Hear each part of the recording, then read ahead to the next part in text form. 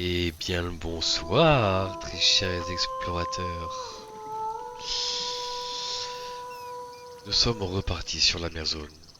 Déjà 61% du jeu de complété. Ah là là. On va entamer le chapitre 4, si je ne dis pas de bêtises. On a terminé le phare, on a terminé l'île aux échoués, on a terminé Puebla. Ça fait 3. Donc là, on va démarrer pour le quatrième chapitre.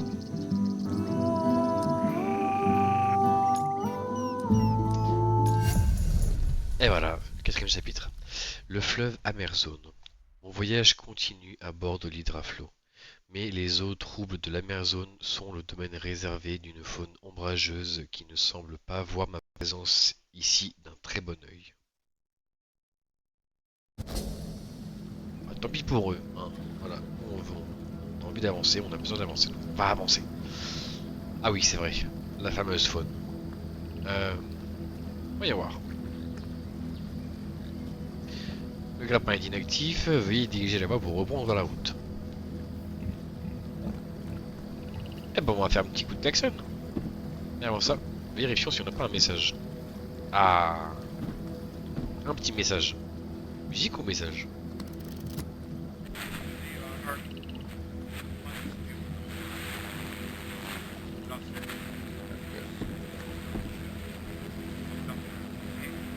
Ouais, pas très compliqué. Euh, on va avancer, hein. Enfin, en tout cas, on va essayer. Je me dis qu'un coup de klaxon devrait faire l'affaire.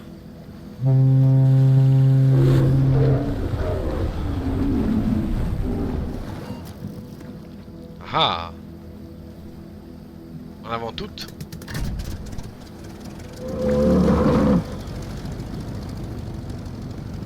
Il y avait un écriteau, j'aurais peut-être pu le lire. J'ai peut-être un peu précipité.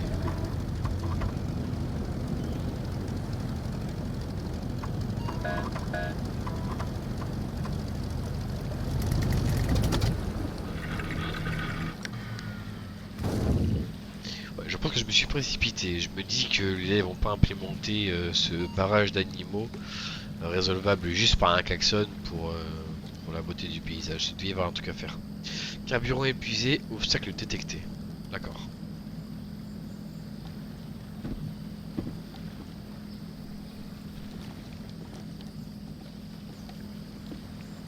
Et on les voit encore d'ici, hein. Enfin, je crois. Oui.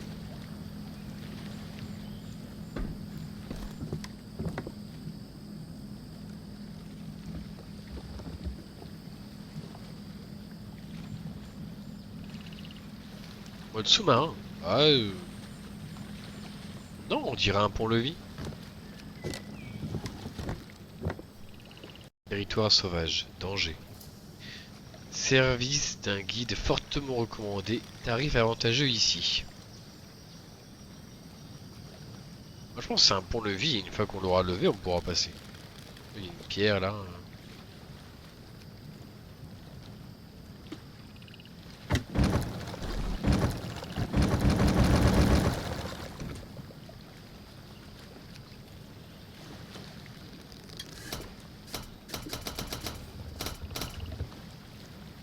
Hmm.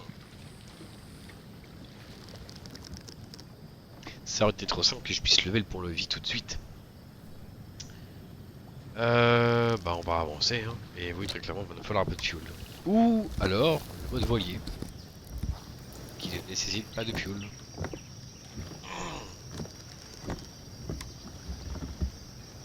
Bon, là, il y a une petite note qui est apparue. Ah, c'est vrai.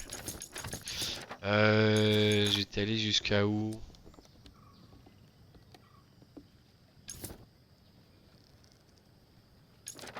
Jusque là?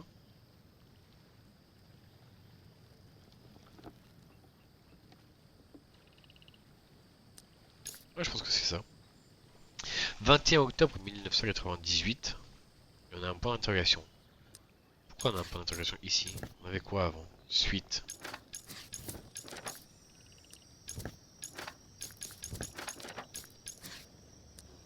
Étrange.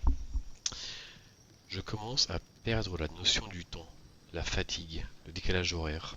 J'ai dormi 2 fois depuis mon départ du phare de Valenbois, et une troisième, si l'on compte ce soldat qui m'a mis KO. Donc j'imagine que cela doit faire environ 3 jours que j'ai quitté la France.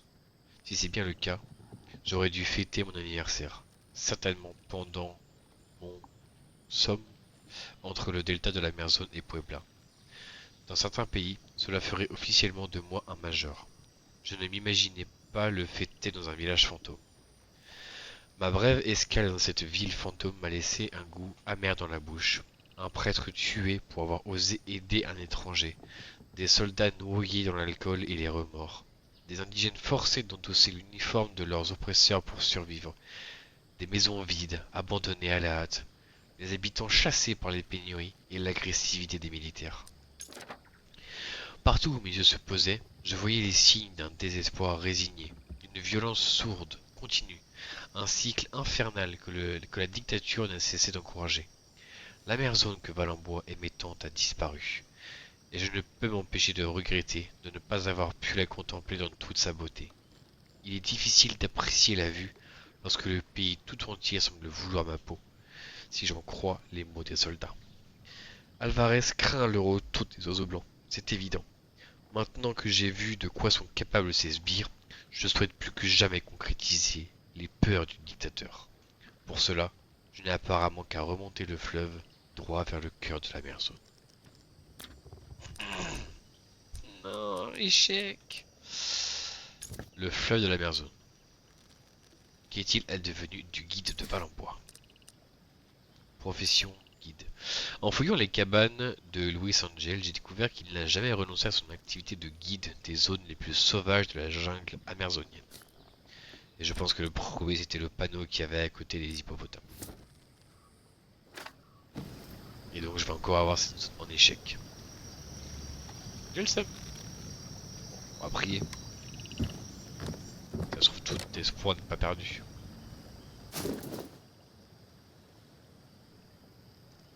Carte de la région. Elle est pas très claire. Il est apparemment déconseillé de s'écarter de l'itinéraire prévu. Oui, ça fait sens. Ma prochaine destination est représentée. Le village Ovolao. Là où Valenbois a volé l'œuf il y a plus de 70 ans. La pauvre carte, elle a bien vécu. Adieu de Luis Angel. Ça y est, la maladie est en train de consumer mes dernières forces. Ironique de constater que je vais m'éteindre à un âge canonique, quand tout le monde, moi y compris, pensait que la bouteille m'apporterait environ 60 ans. Une fois cette lettre terminée, j'irai nourrir une dernière fois mon petit pote le ventousier et m'asseoir au bord du fleuve pour lui dire adieu avant que la faucheuse ne vienne me chercher. Peut-être qu'elle acceptera de partager un dernier verre avec moi, qui sait. À toi, celui qui trouvera ces pages. Je m'excuse par avance du triste spectacle qu'offrira ma dépouille. Si tu pouvais avoir la gentillesse de la mettre dans sa dernière demeure. Tout est prêt dehors. Une belle fosse et une croix gravée pour faire bonne mesure. Sinon, tant pis, les crocodiles s'en chargeront. Si tu veux boire un verre à ma santé, je t'en prie, serre-toi. Je te serai reconnaissant de laisser cette note ici. Mon vieil ami Alexandre doit bientôt passer, et j'ai quelques mots à lui dire dans les prochaines pages. Alexandre, je ne peux m'empêcher, dans mes derniers instants, de penser à notre brève expédition dans la jungle amazonienne.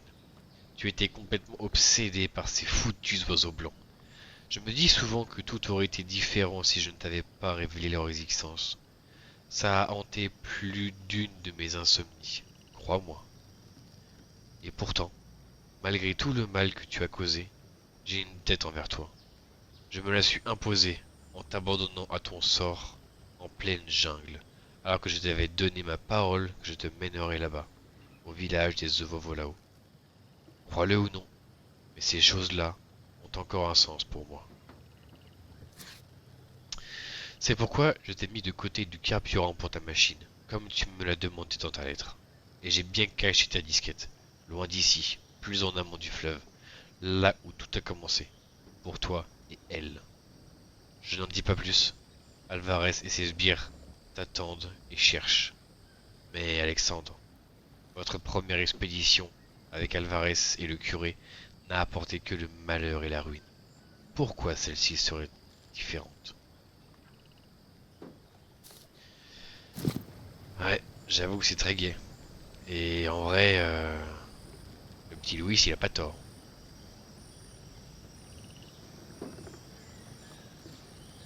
Oh, c'est un piège. C'est un piège. Non, juste un échec.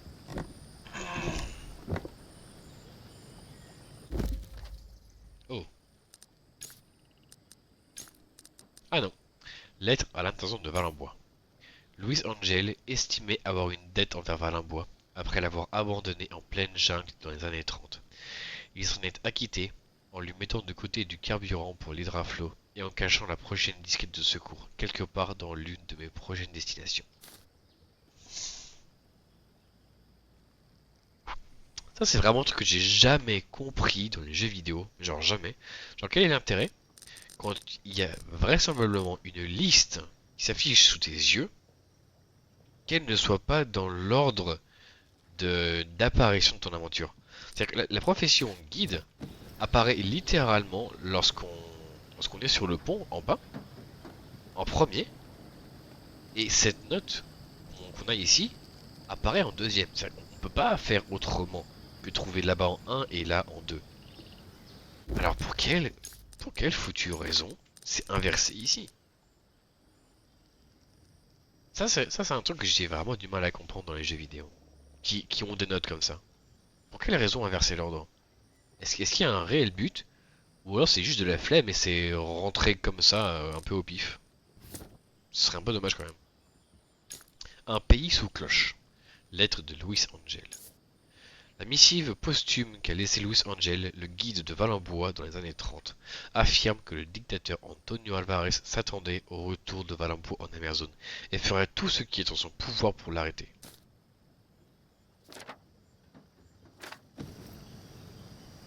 En soi, il a plus trop de soucis à se faire, hein. Valenbois ne reviendra plus.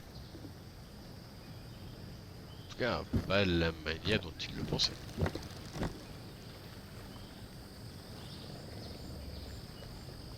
Non, c'est vraiment incroyable. Franchement, l'éclairage est tellement bien réussi. Oh, la chute d'eau là-bas.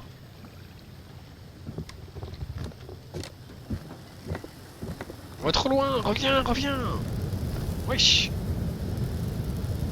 Moi, je voulais aller ici.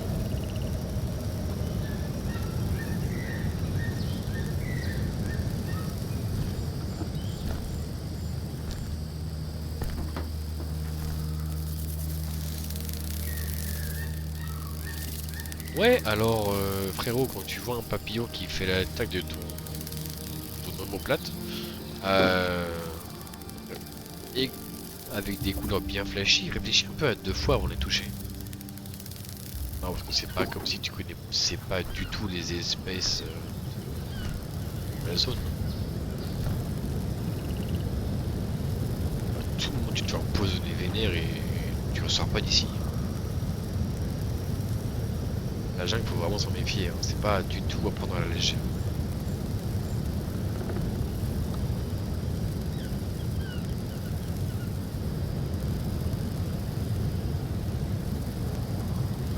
Cela dit, j'admets que les papillons étaient vraiment très jolis.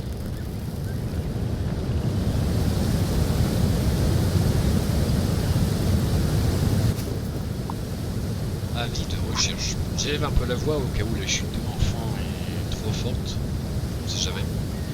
Le 27 février 1998, nous avons perdu contact avec la 34e section de la brigade fluviale de la garnison de Puebla, dirigée par le lieutenant Alfonso Tavares.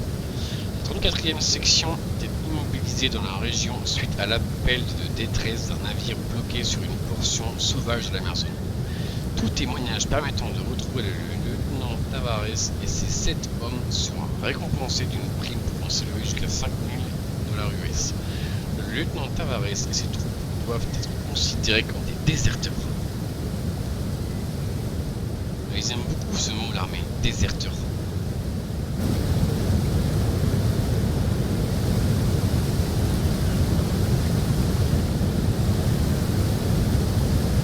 J'ai un léger bug. Ok, non, c'est bon.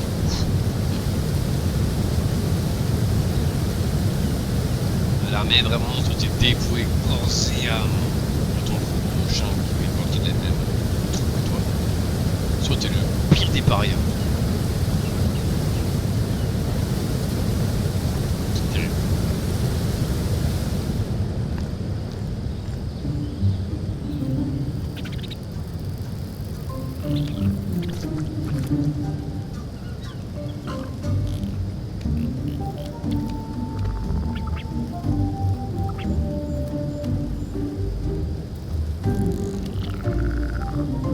J'avoue que c'est quand même franchement sacrément adorable.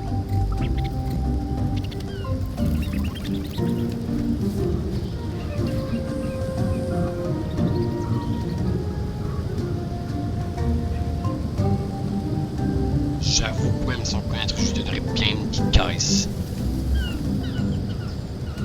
Ah, je peux pas trop nier. Par contre, j'ai un problème.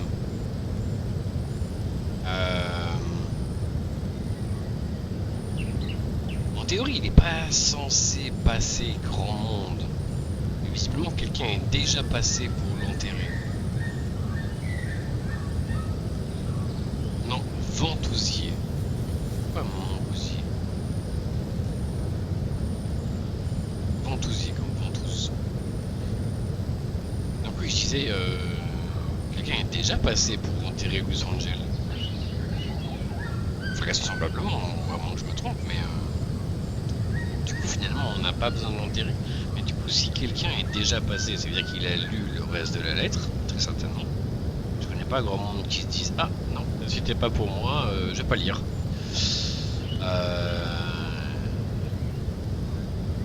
Dans la logique, il aurait quand même fallu que ce soit nous qui l'enterrions. Il aurait même montré que personne d'autre est passé avant et qu'on peut encore trouver la disquette. Là, moi je vois ça. Dans ma tête c'est fini, la disquette a disparu.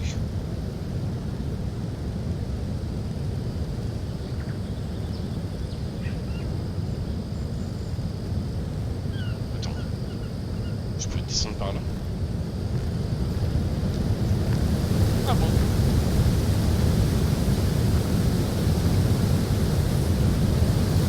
Le chemin retour, non. Ok. Je sais pas du tout si vous m'entendez bien avec la chute qui est à côté. Non, elle est vénère.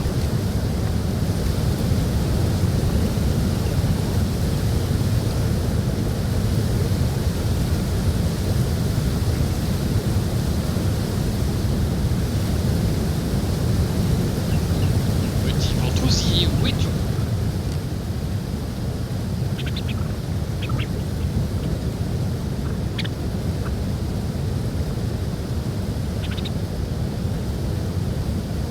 Ah mais d'ici il est adorable. Ah ouais. Bah, je vais essayer de parler plus fort mais j'avoue que là, le son de la chute il est vraiment vénère.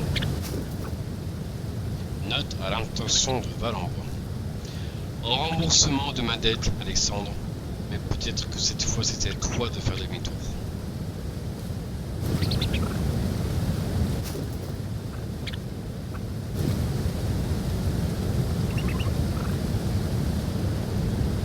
Ah, petit bug graphique sur la bouteille en dessous. Il a été consciencieusement rempli. Let's go.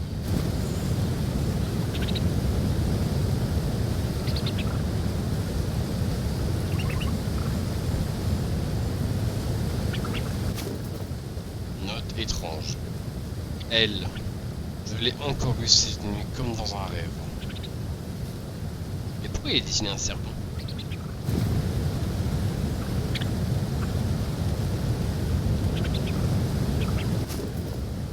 Lettre de Valenbois. Mon cher Louis, comme évoqué dans ma précédente lettre, tu trouveras dans ce colis la disquette de secours de l'hydraflot. Si tout se déroule comme prévu, je devrais arriver en Amazon dans quelques mois. En attendant, cache cette disquette. Si les sbires d'Alvarez venaient à mettre la main dessus, je ne donne pas cher de notre peau. Encore merci d'avoir accepté de m'aider. Prends soin de toi, Alexandre. C'est le fleuve, pas un serpent? Comment ça c'est le fleuve? C'est carrément un serpent.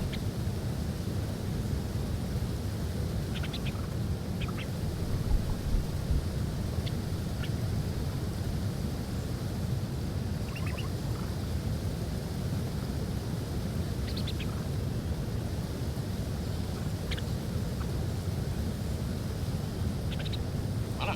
Bon, j'aurais bien que l'idée du fleuve est pas mal. Mais là, en l'occurrence, c'est clairement un serpent.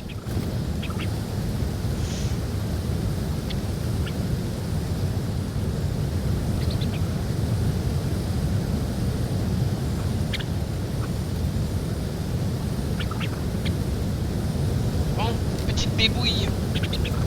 Tu fais bien devenir mon copain? Bah ouais, c'est ça le...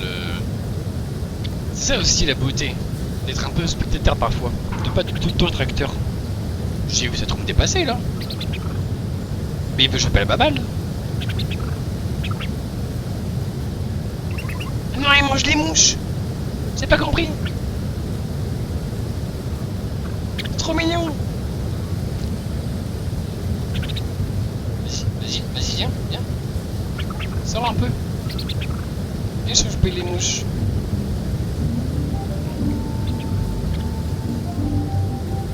J'en connais une qui va fondre. J'en connais une, elle va fondre. Si même moi je fonds... Regardez-moi cette bébouille.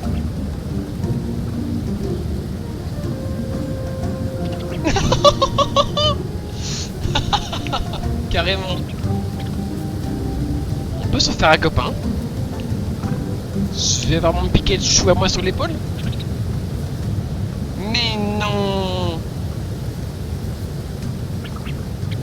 J'ai un bras ventouse. Oh, la pince. C'est sûr c'est pour la pince.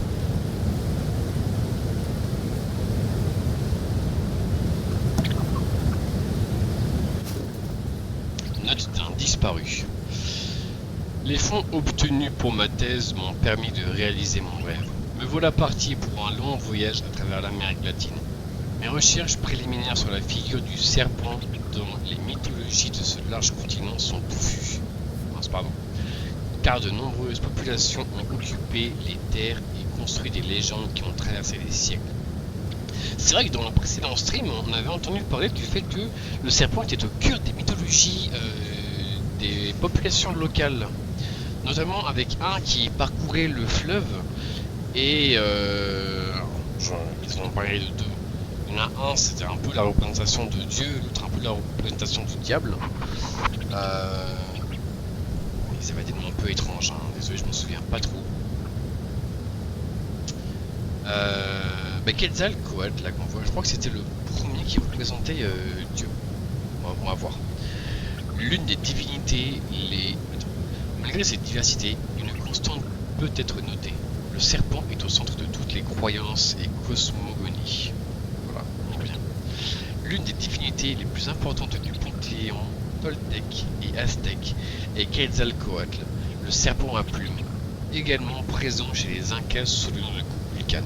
Oh, alors ça va donner des références à l'IA Kukulkan. Ouh. Bien, on arrive à recroiser les jeux comme ça, mais c'est magnifique. C'est là où on voit toute la richesse derrière le développement des histoires de ces jeux que sont l'Amazon et Tomb Raider, dans le sens où c'est vraiment pas tiré par les cheveux. Il y a vraiment des vraies recherches sur les croyances autochtones.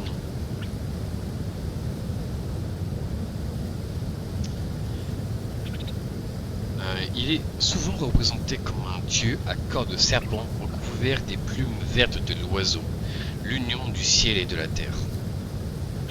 D'autres figures divines renvoient au serpent, la déesse aztèque Quetzalcoatl, la femme serpent, déesse de la terre, du foyer, protectrice des femmes enceintes, déesse des accouchements et patronne des femmes mortes en couche, ou encore Coatlicue, la déesse à jupe de serpent, aztèque, incarnant la terre dans tout ce qu'elle a de terrifiant, la terre qui nous recouvre à notre mort. la terre qui engloutit le soleil chaque soir. Tlazolteotl. Tlazolteotl, patronne aztèque des sages-femmes, souvent représentée avec un serpent et un mille pattes entrelacés à sa main droite, symbole de fertilité. Chez les Mayas, le serpent des visions, qui précède le serpent à plumes, est une divinité centrale. Il est le lien entre le monde physique et le monde des esprits.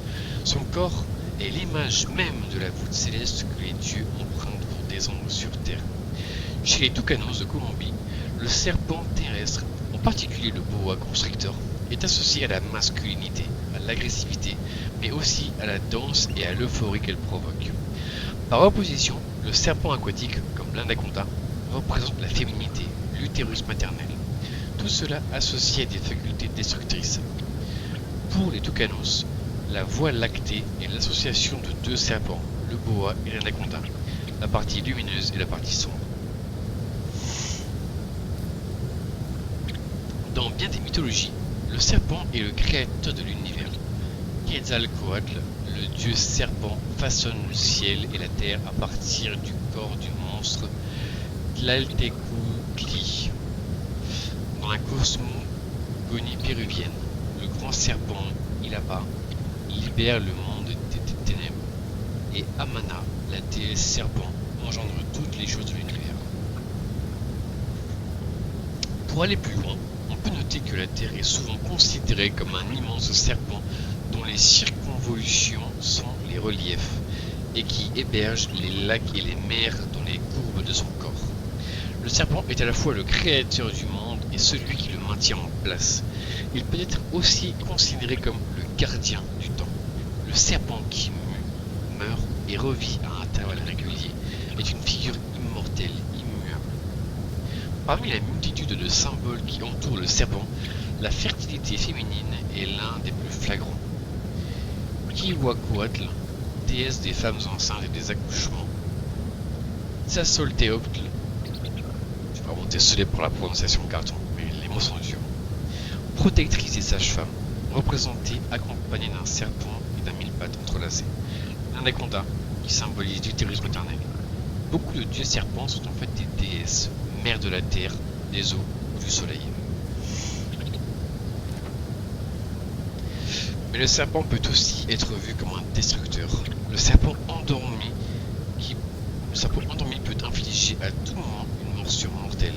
Si Quetzalcoatl et d'autres dieux serpents sont les moteurs de la création des différents mondes, ils sont aussi les auteurs de leur destruction. Et rien ne dit que notre monde ne disparaîtra pas demain lors de l'un de ces terribles combats que les dieux se mènent les uns contre les autres.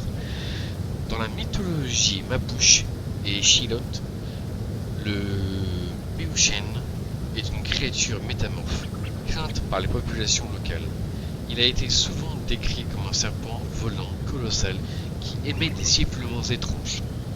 Ses yeux peuvent pétrifier sa victime, qu'il vide alors de son sang. On l'a souvent accusé de sucer le sang des moutons. La créature peut être éliminée par un maquis, chaman Mapuche. Par ailleurs, dans la mythologie de Chilote, la genèse de l'archipel chilien s'explique par la terrible bataille entre deux divinités prenant la forme de serpents de mer géants, Kaikaitilou et Tententilou, représentant respectivement l'eau et la terre.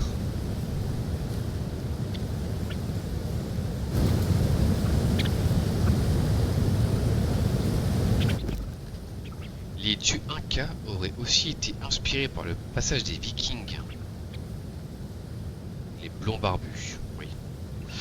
Alors là, pour le coup, j'ai pas beaucoup d'infos par rapport à ça, mais si tu le dis, pourquoi pas. Ils sont passés tellement partout. Ah bon? Bah, ça je savais pas. Ok. Note de la jungle. Au cœur de la jungle amazonienne, j'ai trouvé les notes d'un jeune chercheur apparemment obsédé par la figure du serpent dans différentes cultures d'Amérique du Sud. J'ai trouvé tout au long de mon voyage des fragments de notes d'un jeune chercheur, comme si j'avais remonté à rebours le fil de sa réflexion scientifique. Son sujet de prédilection, la figure du serpent dans certaines traditions et croyances sud-américaines.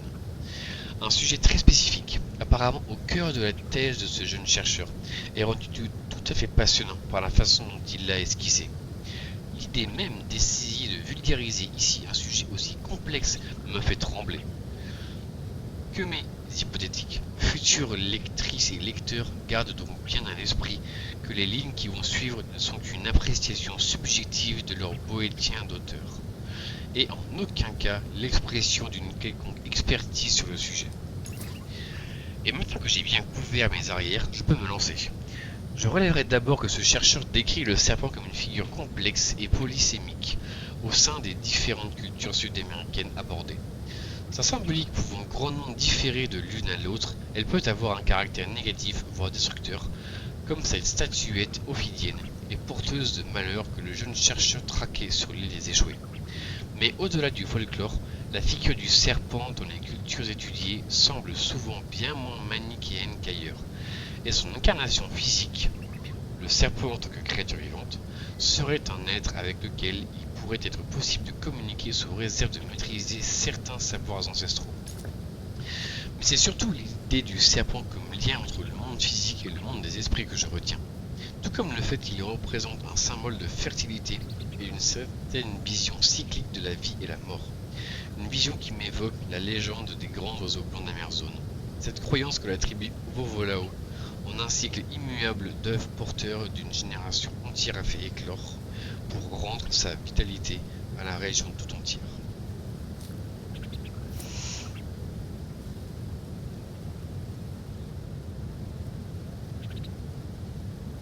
Figurine ophidienne représente un serpent.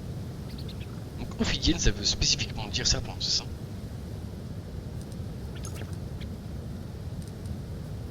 Épitaphe de la tombe. Il semblerait que la passion de Louis Angel pour le rhum lui ait récemment été fatale. Quelqu'un a dû trouver sa dépouille et s'acquitter de la généreuse mais difficile tâche de le mettre en terre. Le soldat Tavares. Avis de recherche. Un avis de recherche placardé en pleine jungle amazonienne m'a appris qu'une section entière de la garnison militaire locale était portée disparue, la 34e, dirigée par un certain lieutenant Alfonso Tavares.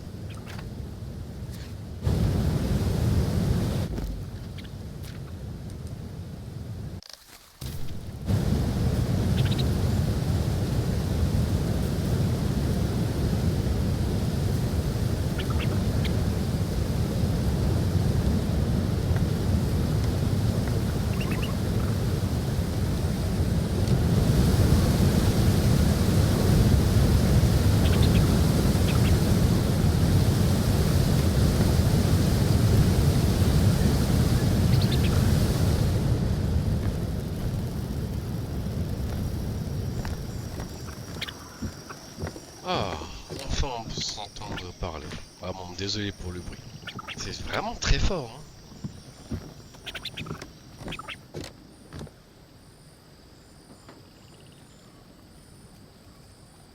Allez mon petit père, chope chope, chope la pince. Tu peux le faire, chope la pince.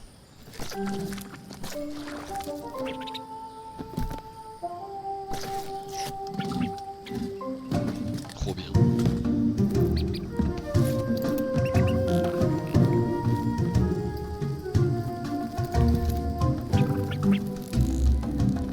Regardez-le, il est trop mignon. Laissez-moi l'adopter.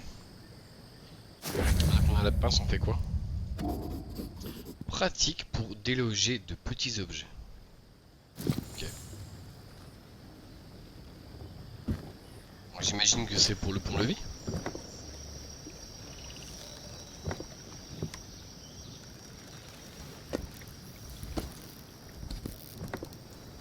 Les ophidiens, ce sont les serpents. Ok, d'accord, pourquoi pas.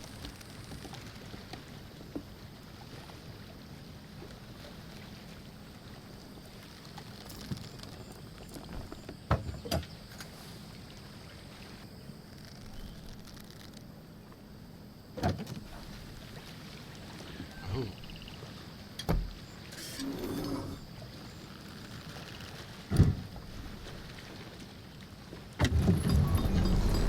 On est trop fort. Je savais qu'il y a un contrepoids, mais quand même. débile en fait.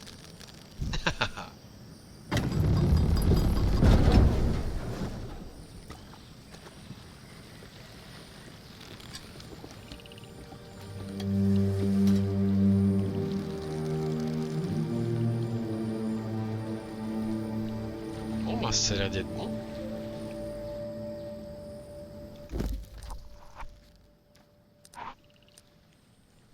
On a plus la pince. La tristesse.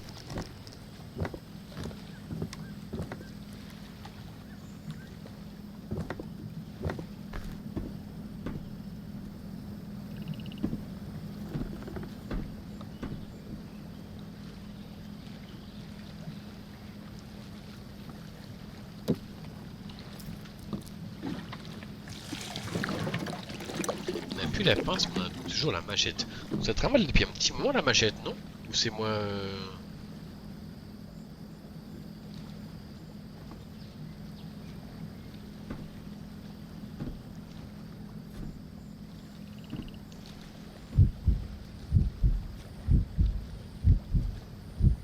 Il fait boum boum le 9.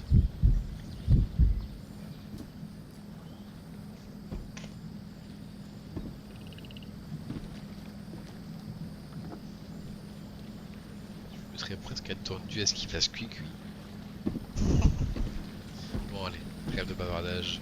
Continue notre progression sur le fleuve Amerzo.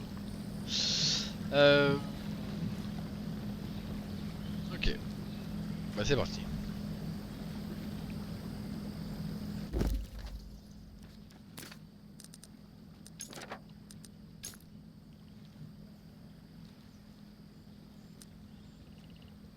Élément d'enquête du fleuve Amerzo. J'imagine qu'on est toujours dans la bonne région, donc, entre guillemets, on devrait pouvoir... Bon, je vais prier.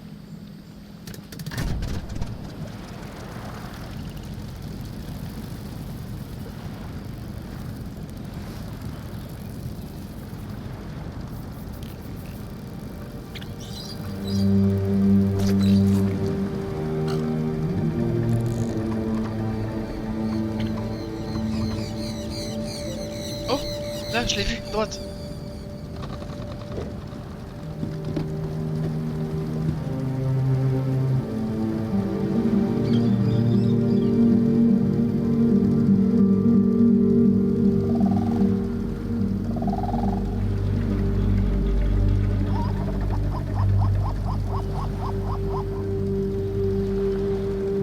C'était un monsieur.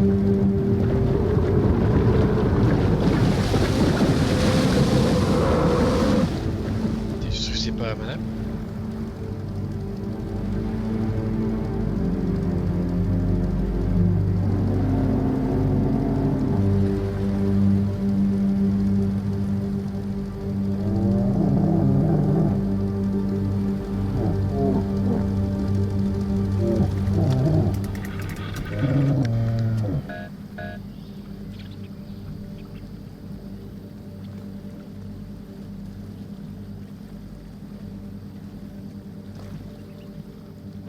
Ah, on va reclaxonner. Parce que je peux pas observer un peu avant.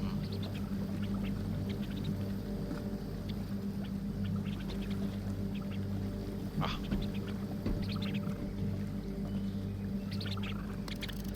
Je ne sais pas où je suis. Robert, où êtes-vous?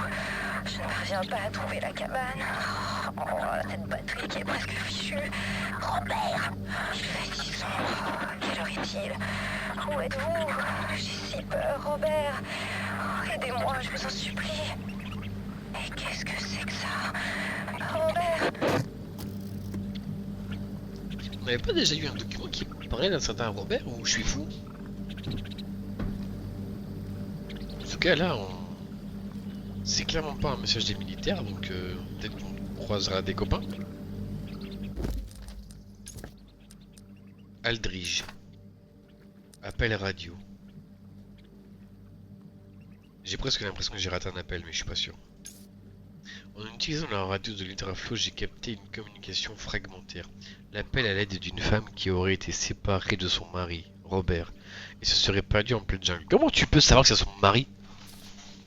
Là, tu vas un peu vite en besogne.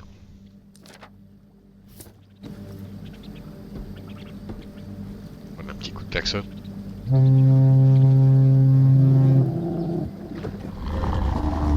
va se faire charger. Ah, bon, le klaxon, c'est pas la bonne idée. Peut-être que si.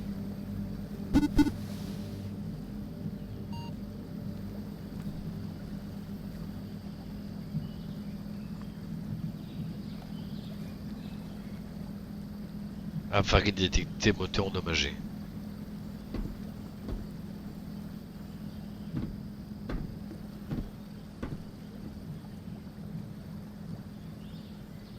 Ouais, d'accord, et comment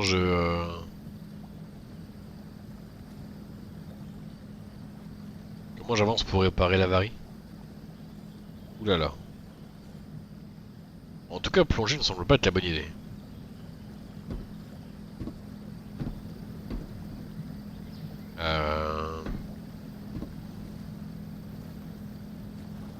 Je peux pas passer en mode voilier. Ok. C'était pas ça que j'avais prévu.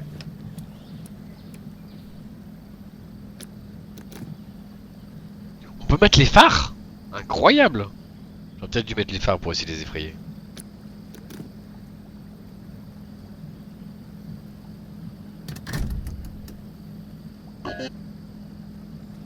Utilisation du grappin nécessaire pour atteindre un point d'amarrage. Grappin actif.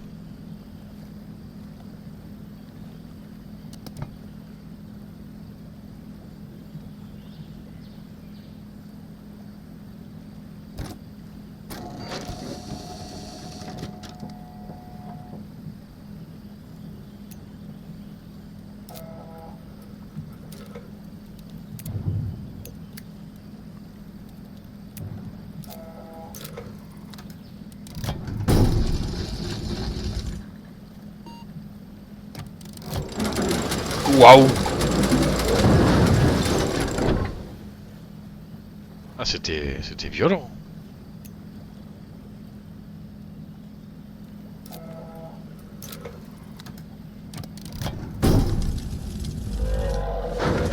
Oulala, oulala. Alors non.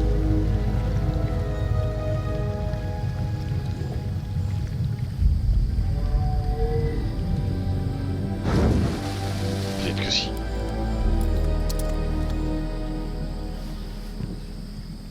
Et sauf que là, il va falloir aller chercher le grappin.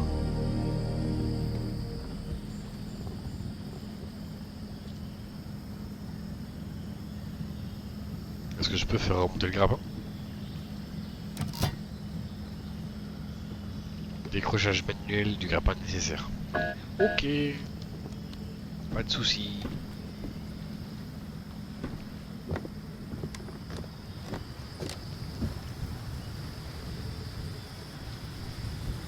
Lady Aldridge. Voilier abandonné. En remontant la mer zone, j'ai croisé un luxueux voilier, le Lady Aldridge. Il semble avoir été abandonné depuis un certain temps déjà.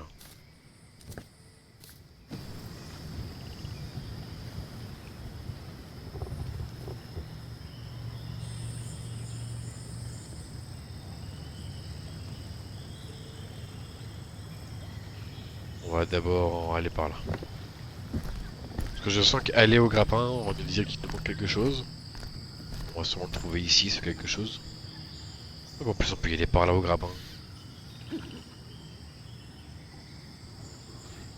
J'ai entendu quelqu'un tousser ou c'est moi?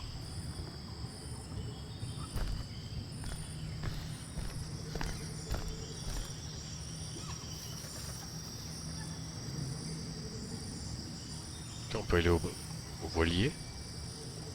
Il y a quelqu'un dans les bois là, non?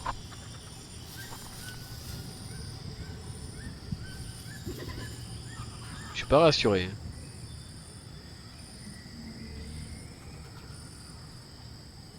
On va d'abord aller au bateau. On va pas rentrer dans la maison tout de suite.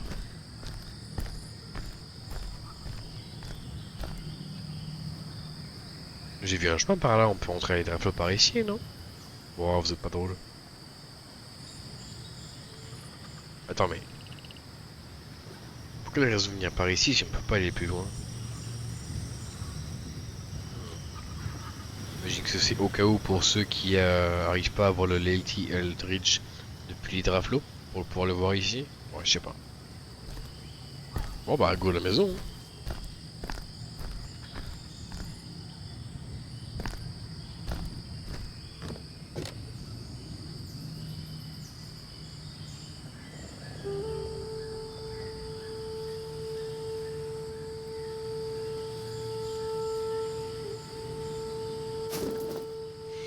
Procès verbal. Angel, je t'ai déjà prévenu. Si un Gus vient te demander de le guider sur la partie sauvage du fleuve, tu dis non.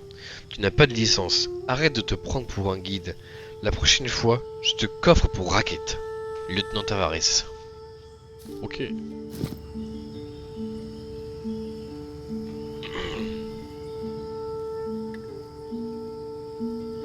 On va faire de la chimie. Peinture autochtone.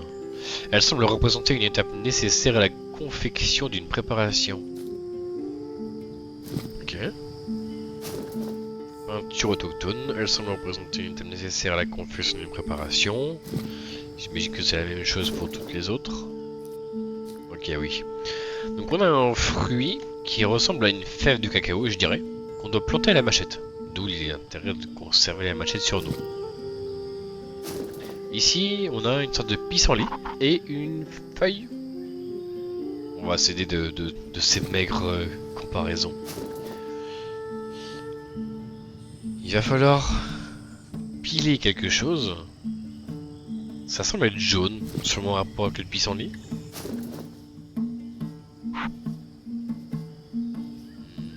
Là par contre j'ai pas.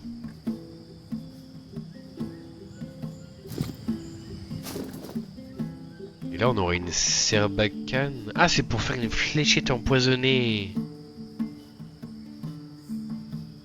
Donc ce qu'on voit juste avant, c'est une fléchette qu'on trempe dans notre mixture. D'accord. Qu'on doit récupérer de la sève d'un arbre, le jus d'un fruit et la sève d'une graine ou d'une plante. Et on doit mélanger le tout pour créer du poison. D'accord. Enfin, j'imagine en tout cas.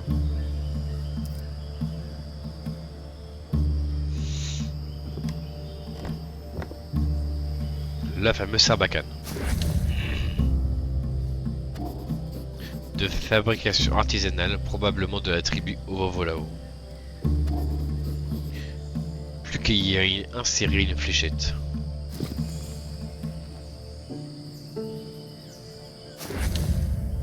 Amp. Ce serait la fameuse fléchette. Bien droite, mais semble manquer d'équilibre. Naturellement pointue.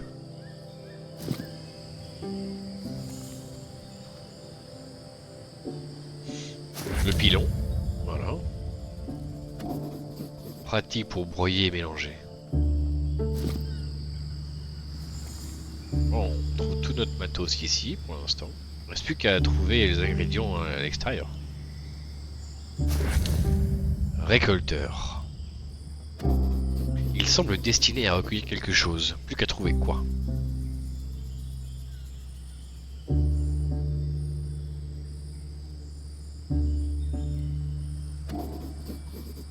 Comporte des traces de liquide séché. Eh ben ça en fait du stuff.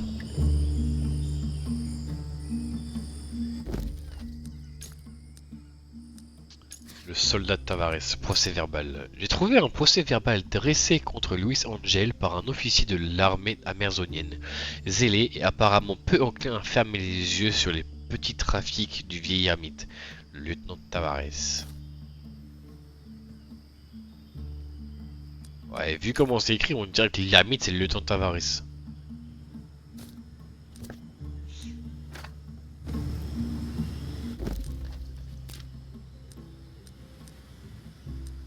Ok.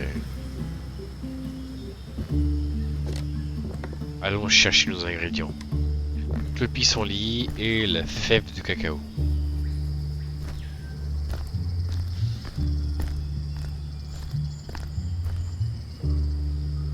Oh.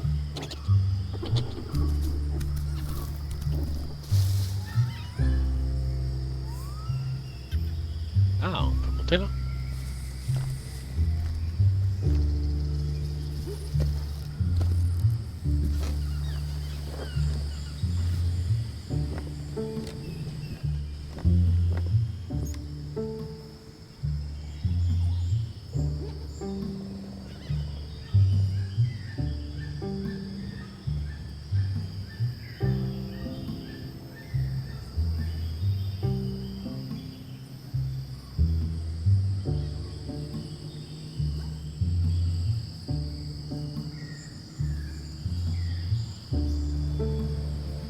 Il y a trop de détails sur lesquels on ne peut pas interagir, ça me stresse.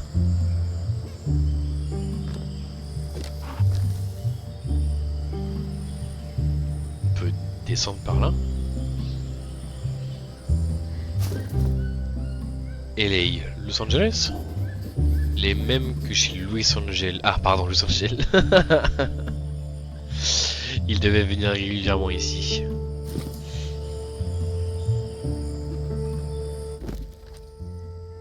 Bouteille vide. En plus de ces cabanes au bord de la mer Zone, Louis Angel semblait en utiliser une autre en aval du fleuve. Une construction d'apparence autochtone, sans doute destinée autrefois à accueillir des chasseurs ovovolao de passage, et à se siffler une bouteille pendant la période creuse.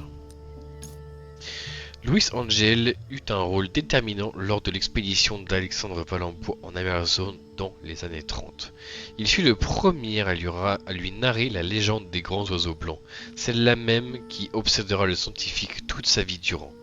Angel fut également celui qui abandonna Valambois en pleine jungle, permettant alors, sans le savoir, sa rencontre avec la tribu Ovovolao et Yekumani. Il semblerait que Valambois n'ait pas tenu rigueur à Louis Angel pour cette trahison, ou que son besoin maladif de retourner en Amazone ait été plus fort que sa rancœur. Toujours est-il que Louis Angel a eu l'honneur de compter avec le pêcheur de l'île des Échoués et le révérend Père Makowski, parmi ceux à qui Valambois a transmis l'une de ses fameuses disquettes de secours pour l'hydraflo, celle-là même qui devait lui servir de sécurité, si d'aventure il devait y avoir un souci avec celle qu'il avait prévu de graver dans le phare. Et étant donné que c'est précisément ce qui est arrivé, grand bien lui en a pris. Malgré les décennies écoulées, Louis Angel a accepté de rendre ce service à Valambois.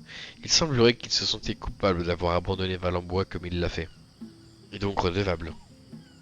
Il affirme avoir caché la disquette quelque part en aval du fleuve, à une destination que, j'imagine, je n'ai pas encore atteinte.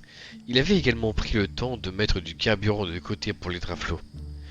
L'emploi du passé n'est ici pas anodin. J'ai découvert que Louis Angel a récemment succombé.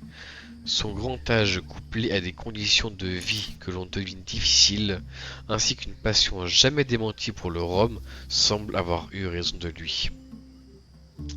Une fin de vie que je me plais toutefois à imaginer paisible. Louis Angel avait ses démons, mais il est mort auprès de ce fleuve, le long duquel il a passé toute son existence, accompagnant de temps en temps des aventuriers et de riches touristes, en mal de sensations fortes lorsque le besoin d'argent se faisait sentir. Louis Angel est parti en paix, lui.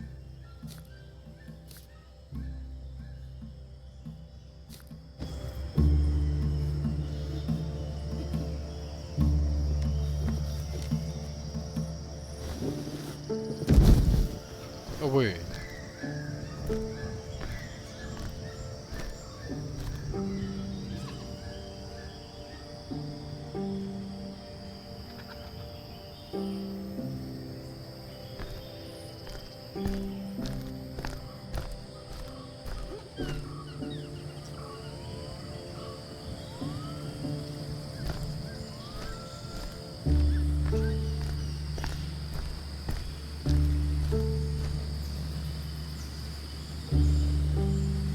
Ah, bel lieu pissenlit. Alors. Oh! Mais non!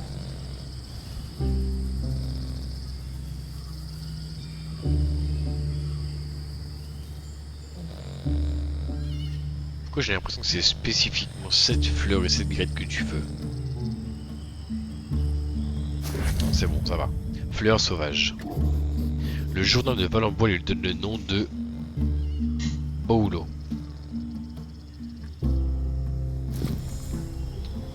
Est-ce qu'on n'irait pas vérifier?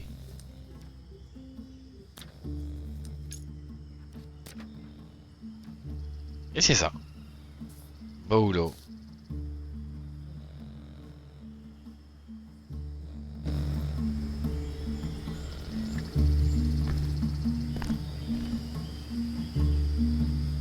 On a notre premier ingrédient. Il ne manque plus que les fèves du cacao. Bien d'ici. Au moins aller par là, ça veut dire se rediriger vers les draflots. On va continuer dans cette direction.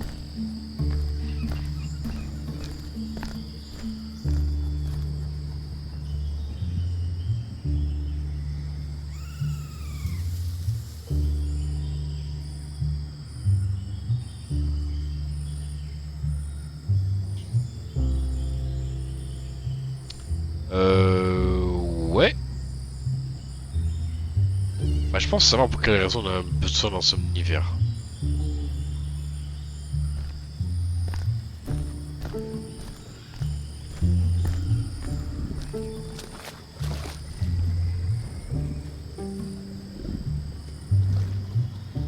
Il n'y a aucun monde qui va nous laisser nous approcher pour l'aider à lui dégrafer.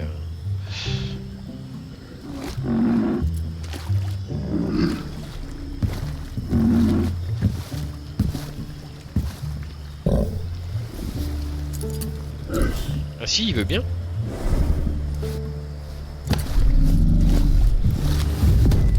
Ou pas.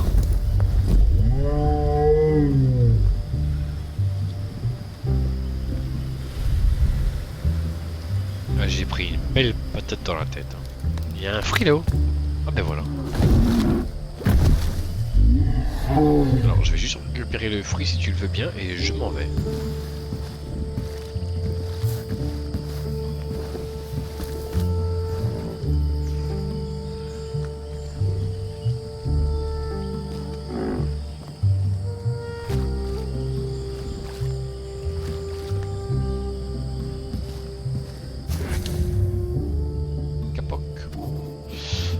La peau, très résistante, cache une chair qui semble étonnamment moelleuse. Bon bah c'est bon, on a tout là.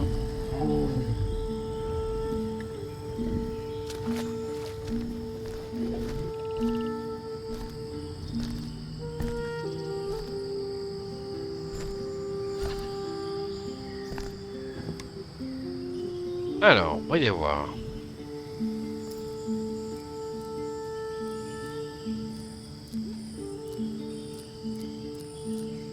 Mais il est où mon Mapoc? Ah c'est ça. Capoc, pardon.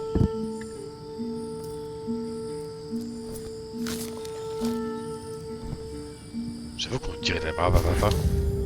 Coton. Dense et malléable.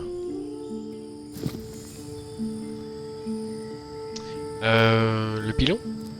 Non? Le récolteur? Non plus. Le coton.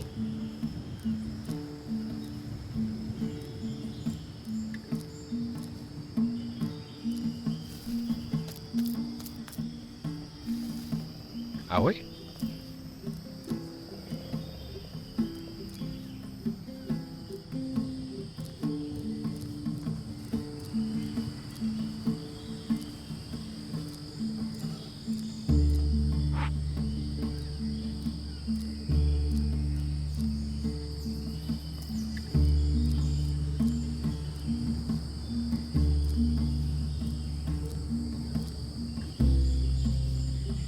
Récolteur, je suis débile, il me manque la sauce.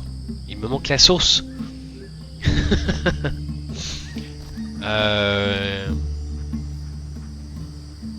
Ok, maintenant il faut que je trouve un arbre. Avec un tuyau.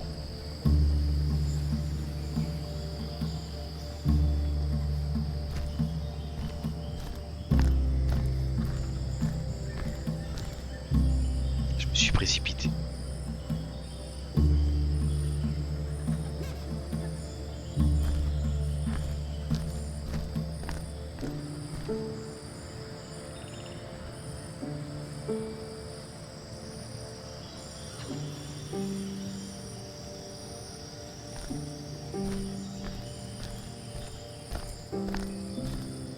Oh, j'y ai jamais venu ici.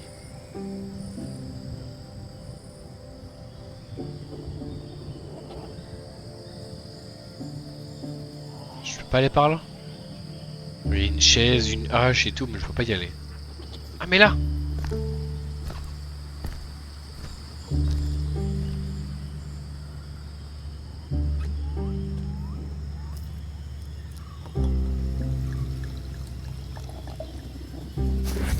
Let's go, sève gluante. Particulièrement collante.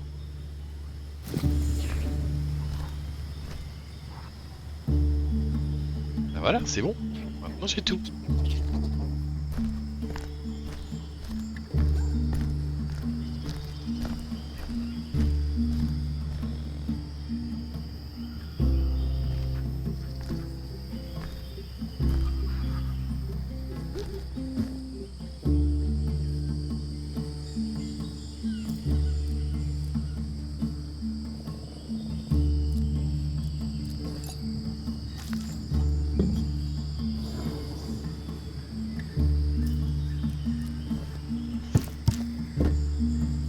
C'est rapide, dis donc.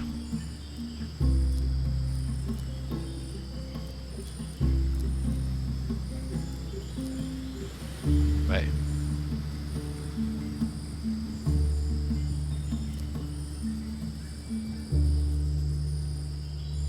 Ouais, je suis censé en faire quoi?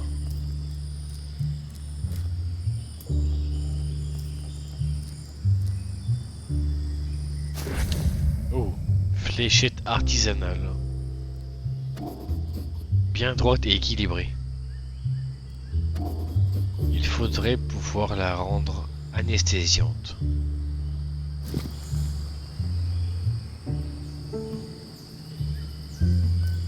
Ah, c'est pour ça. Fléchette hypodermique. Assez chargée pour anesthésier une cible pendant un moment.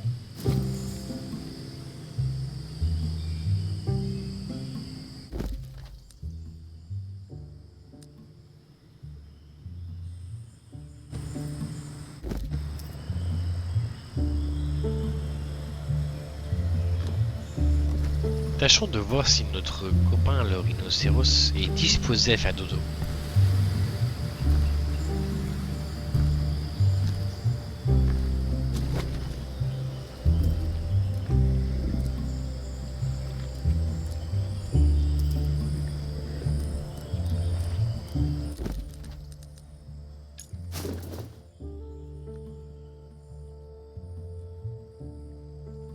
Attends, mais moi je veux bien les associer, mais je fais comment?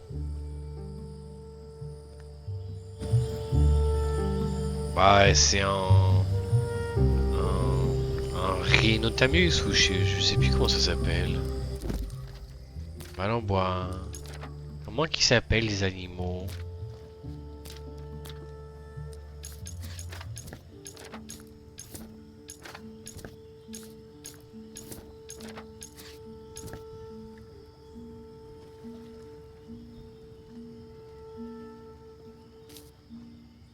Buffle tricorne.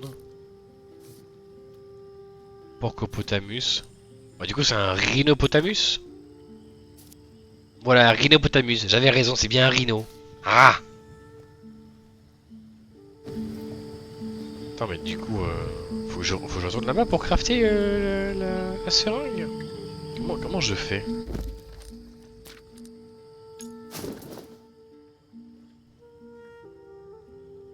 Hi.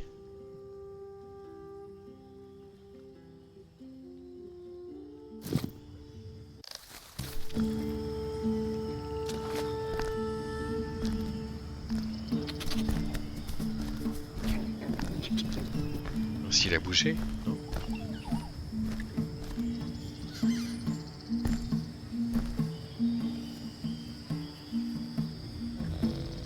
J'ai cru qu'il avait bougé.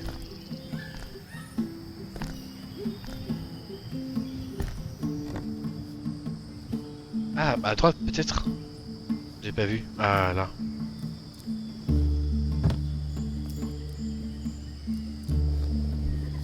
Ah, même dans la mer zone, il faut une table de craft.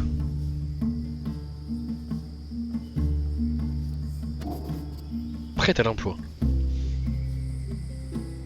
Moi j'ai toujours eu peur sur les sarbacanes. Tu sais, quand tu prends ton souffle pour tirer la sarbacane, que tu sois un peu trop près du tube et que tu aspires l'aiguille. L'aiguille ou le projectile, peu importe.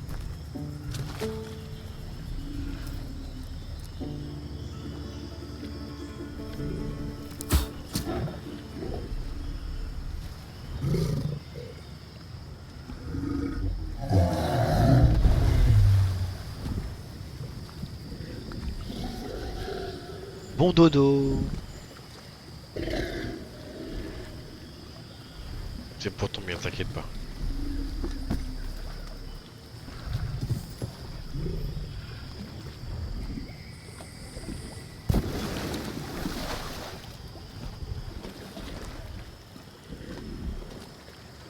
Quelle belle bête.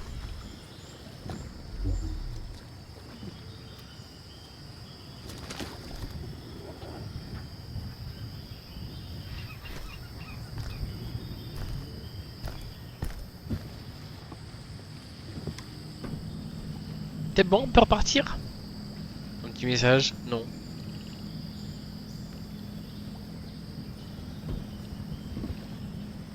Bon, ça va, cette fois-ci on galère pas trop sur les énigmes. Bouton endommagé. Ah!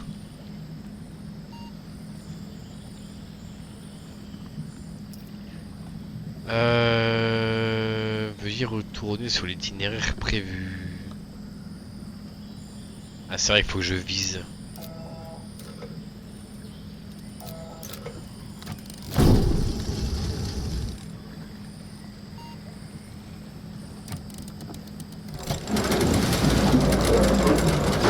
Waouh, quelle violence.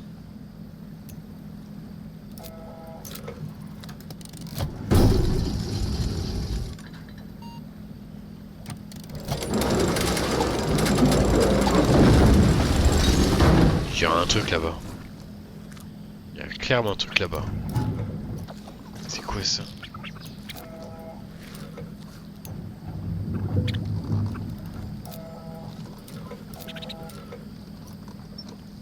Tu vas me dire qu'on peut pas sortir à côté là? On peut pas aller... Ah mais si on peut!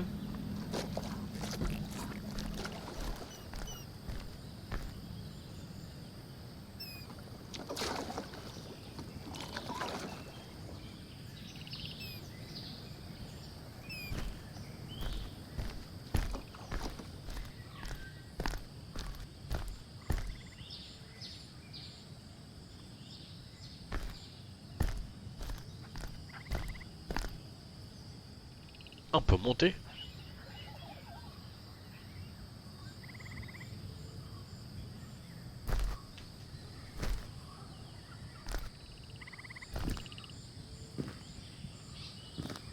Je sais pas pourquoi je le sens pas.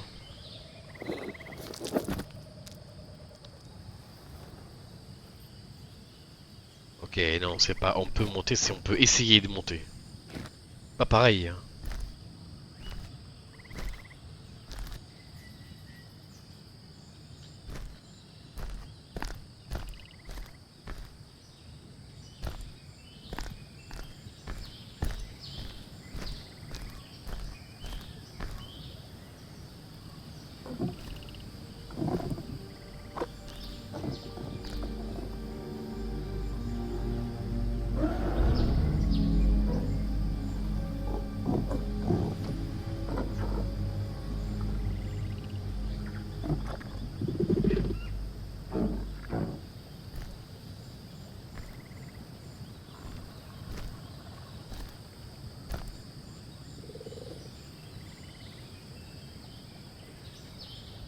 Ok.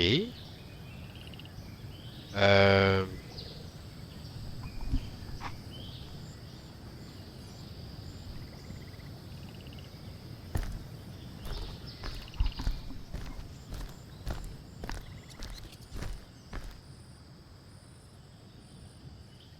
À quoi elle sert cette zone?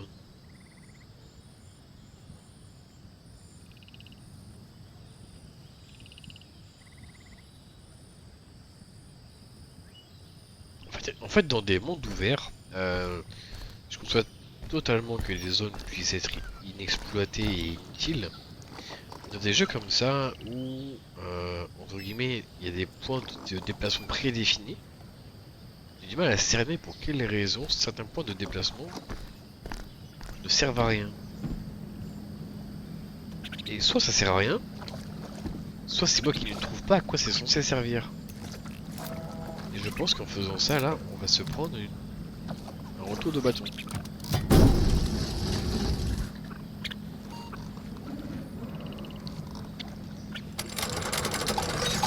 Ok, c'est ce retour de bâton. Rapport du détecteur de prise, impossible de maintenir le grappin sur le point d'ancrage. Et donc maintenant, il faut que je trouve un moyen de les... Qu'est-ce qui s'est passé?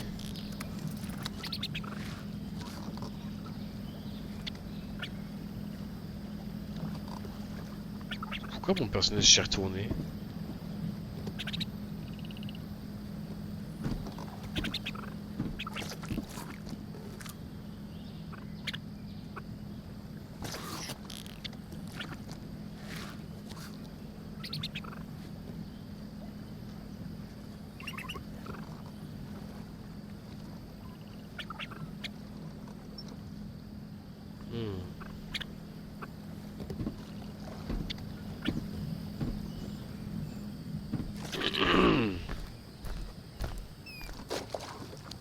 Donc il y a bel et bien quelque chose à faire.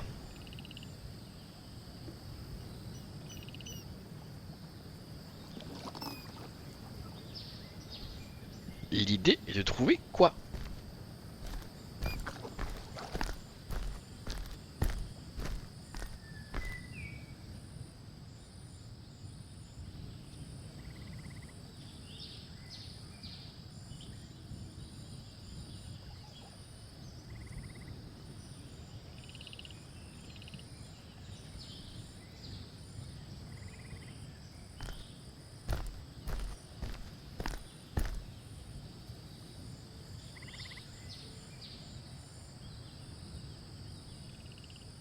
Je t'avais pas vu, toi! Merde!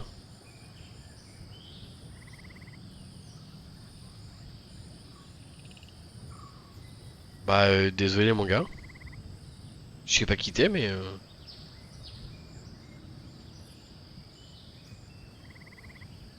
J'espère que ta mort a pas été trop violente.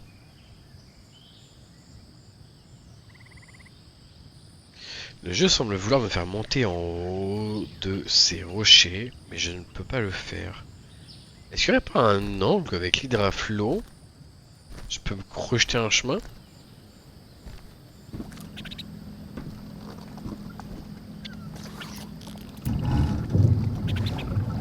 Il y a un angle. Il y a carrément un angle.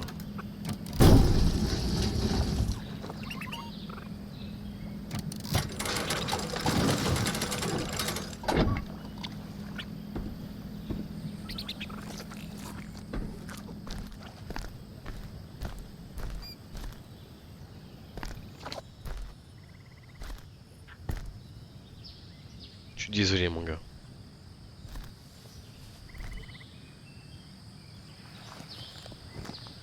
Non, le gars à qui je devrais offrir une sépulture, c'était Louis Angel, mais quelqu'un l'a déjà fait à ma place.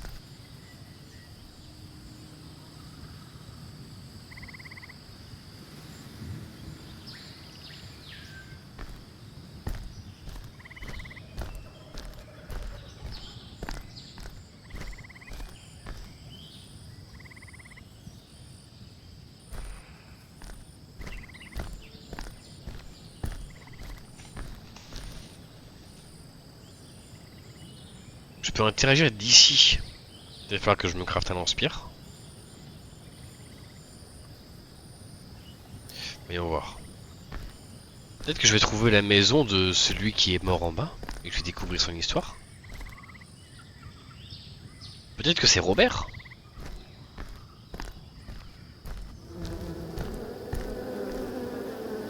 On a peut-être pas besoin du lance-pierre finalement.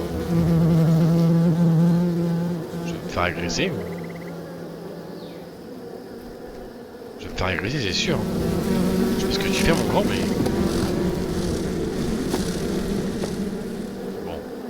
Après, je dis, je sais pas ce que tu fais, mais je t'ai peut-être ordonné d'y aller. My bad.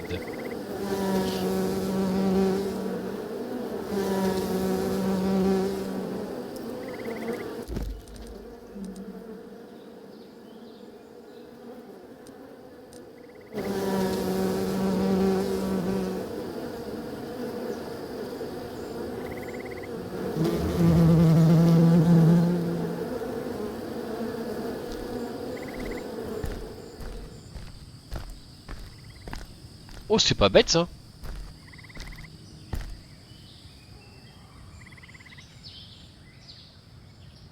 Le coup du scaphandre, c'est pas idiot.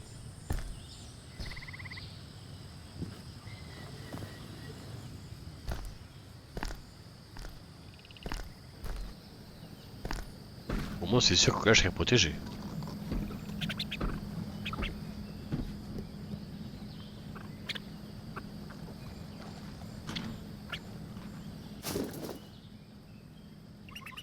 Bah, je peux juste l'observer.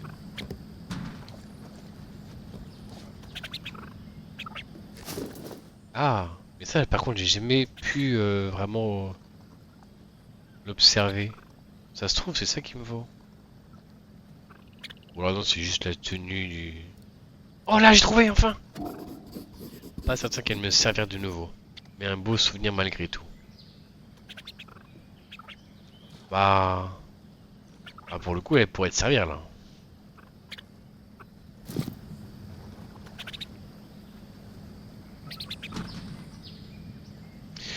Non, dommage. Après, ça aurait peut-être été un peu trop facile. Mais l'idée était bonne, je trouve. Moi, j'ai beaucoup aimé l'idée.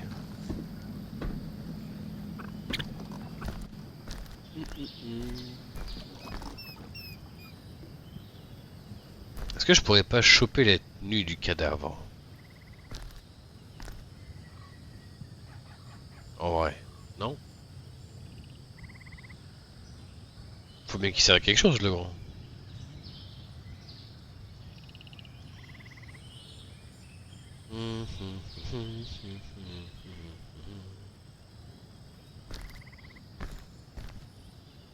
Je vais retourner là-bas, voir si j'ai pas arrêté un truc.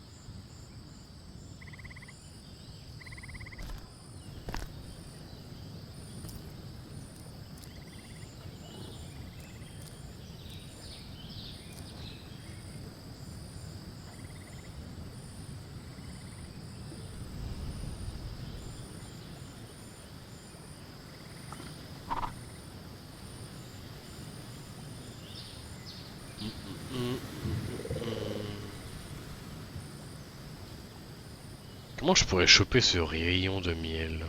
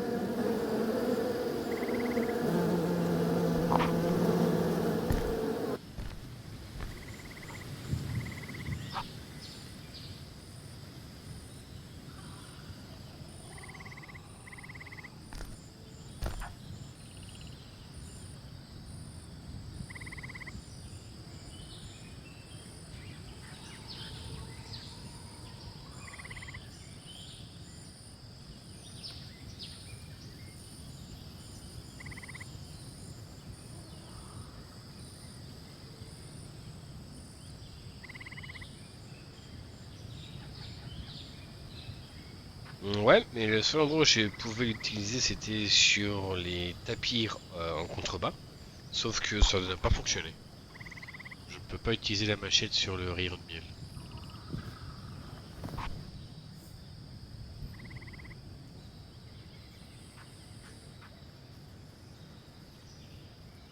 Mais non, j'ai pas vu. Casquette militaire. Portée par les officiers d'Amerzone.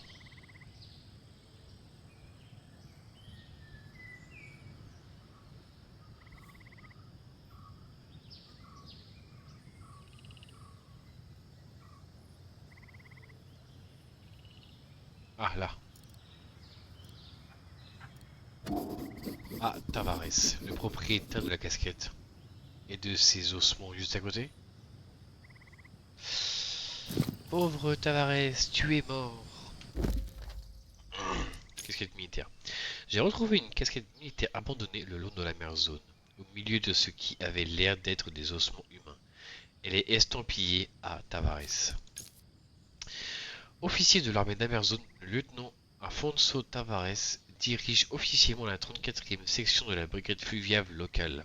Officiellement, car il est depuis peu considéré comme déserteur avec l'ensemble de ses hommes. À en juger par le marasme dans lequel la dictature d'Antonio Alvarez a plongé le pays, il est peu surprenant que des désertions de masse soient observées au sein de son armée régulière. Il s'agit même plutôt d'un signe, un de plus, encourageant de l'état de délitement et de la fragilité actuelle de ce régime. L'affaire qui nous intéresse ici paraît toutefois plus complexe. D'abord parce que le lieutenant Tavares ne semble pas correspondre au profil du déserteur. Il semblait au contraire prendre son devoir trop au sérieux, comme en atteste le procès-verbal que j'ai trouvé qui sanctionne les petites visites touristiques clandestines organisées par Luis Angel dans la région. Ensuite parce que la désertion simultanée d'une section entière de l'armée paraît peu probable. Spéculation, certes, mais le fait que j'ai trouvé en pleine jungle la casquette du lieutenant Tavares à proximité d'ossements d'apparence humaine me porte plutôt à croire qu'il s'agit là d'une disparition accidentelle, peut-être due à un accident qui se serait produit lors de la dernière opération connue du groupe de soldats. Dès lors, nous ne serions plus face à une désertion de masse, mais à un crime d'État, celui d'un régime qui pousse à la mort ses propres troupes, en les envoyant insuffisamment préparées au sein des zones hostiles, avant de les accuser de désertion. Un déshonneur commode qui permet notamment de ne pas dédommager les familles, un grand classique pour de nombreux États de par le monde, qui tue les victimes une seconde fois.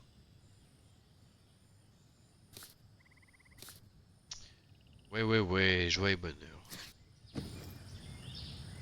Le problème, c'est que ça ne m'aide pas.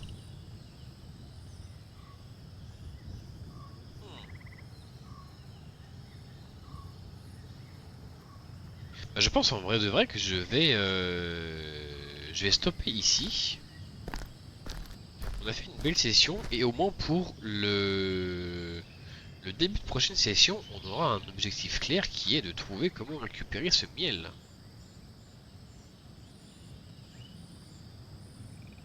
Ouais, je pense que je vais me la jouer comme ça. On va quand même rentrer à l'hydraflow. Est-ce que j'aurais pas une autre destination? On verra pas. Non.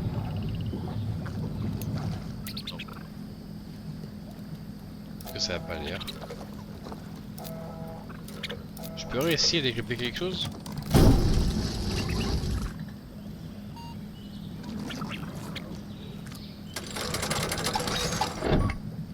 Échec. J'aime bien comment ils ont modélisé le bestiau. Bah, moi je veux bien utiliser ces casquettes, mais ouais, c'est que les objets, je peux pas m'en servir. Et en plus, je l'ai même pas dans mon inventaire.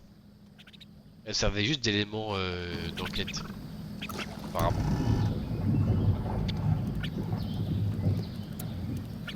Je peux plus rien agripper ici.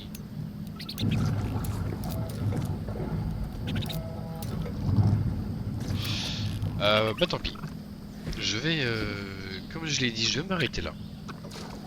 C'est une assez belle session, je trouve. Moi sur ce, je vous fais des bisous. On se dit à la prochaine pour cette recherche du miel. Bye bye.